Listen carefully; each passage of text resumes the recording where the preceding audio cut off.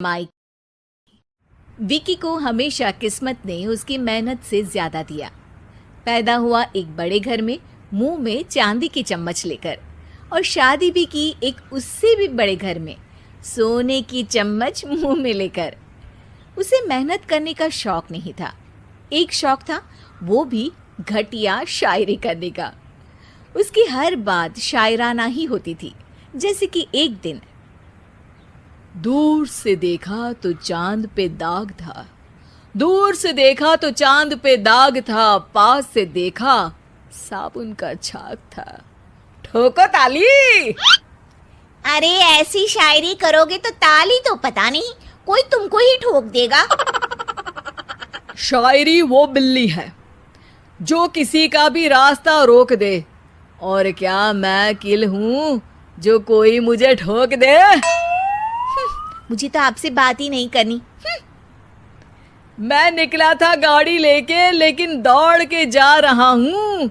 मेरी शायरी कोई नहीं सुनता, मैं घर छोड़ के जा रहा हूँ। धीरे बोलिए जी, मम्मी पापा को पता चल जाएगा तो तुमको सच में तुम्हारे मायके भेज देंगे।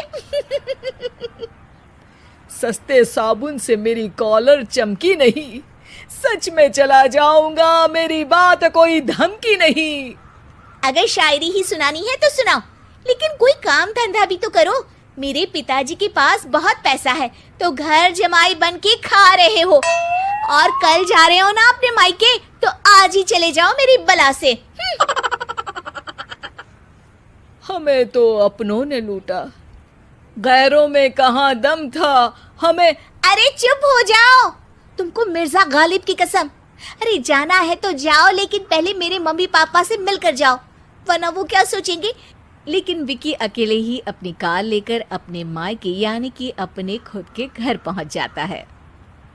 अरे बेटा, तू अचानक, बहू कैसी है? अरे माँ, बहू तो बिल्कुल बदल गई है, मुर्गी हाथ से निकल गई है। अरे क्या हुआ बेटा? उसकी आती नहीं है, मेरी जाती नहीं है। मैं करता हूँ शायरी, उसे भाती नहीं है। मेरे पास उसका फोन आया था बेटा, सही कह रही है वो। तुमको काम करना चाहिए, तभी तो इज्जत मिलेगी। घर जमाई बन के सास ससुर के पैसों पर कब तक ऐश उड़ाते रहोगे? मेरी जिंदगी में हर तरफ से उंगली हो रही है, फोन पर मेरी चुगली हो रही है। अरे चुगली नहीं कर रही थी बहू, वो तेरा भला चाहती है बेटा। सूखे हुए कपड़े को भी गीला कह रहे हैं लोग, चुगली करने को मेरा भला कह रहे हैं लोग। ठोको ताली। ये सुन के माँ अपने हाथ से अपना सर पीट लेती है। अरे माँ, ताली की जगह माथा क्यों ठोक रही हो? बेटा तू ना आराम कर, तेरे पिताजी भी आने वाले हैं, खाना लगा देती हूँ। विकी अपने घर भी दिन भर टीवी देखता है, तरह तरह का खाना खाता है, दोपहर तक सोता है, चाय पीता है, वीडियो गेम खेलता है, बस काम करने नहीं जाता। घर में नौकर चाकर है तो बिस्तर से हिलने तक की जरूरत नहीं पड़ती। कई बार तो विकी अपने नौकरों को बिठाकर शायरी सुनाता रहता। कब जाओगे बेटा? अरे कैसी बात कर रहे हैं डैडी, क्या आप मेरे फादर नहीं? आप मुझे भगाना चाहते हैं क्या? ये मेरा घर नहीं। अरे नहीं बेटा, तुम्हारा ही घर है। हम तो चाहते थे कि तुम यहीं रहो और मेरा काम आगे बढ़ाओ, लेकिन तुम ही चले गए घर जमाई बनने।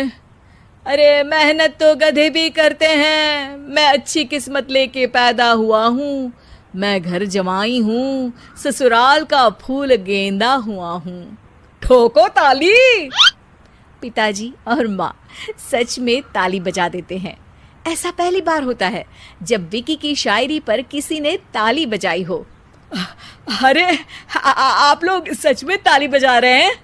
हाँ हाँ बेटा, तुम्हारे ससुर का फोन आया था, बोला जब तक घर जमाई जी कोई काम ना करने लगे हमारे यहाँ मत भेजना। अब तू तो काम करने से रहा और तुझे रहना भी है हमारे घर में ही, करेगा भी शायरी ही। और बार बार ठोको ताली बोलेगा तो आदत डाल ही लेते हैं ताली ठोकने की। विकी उसी वक्त खड़ा होता है और बहुत गुस्से में सीधे ससुराल के लिए निकल जाता है। फिर से आ गए? लेकिन सुमन को देखते ही विकी पिघल जाता है।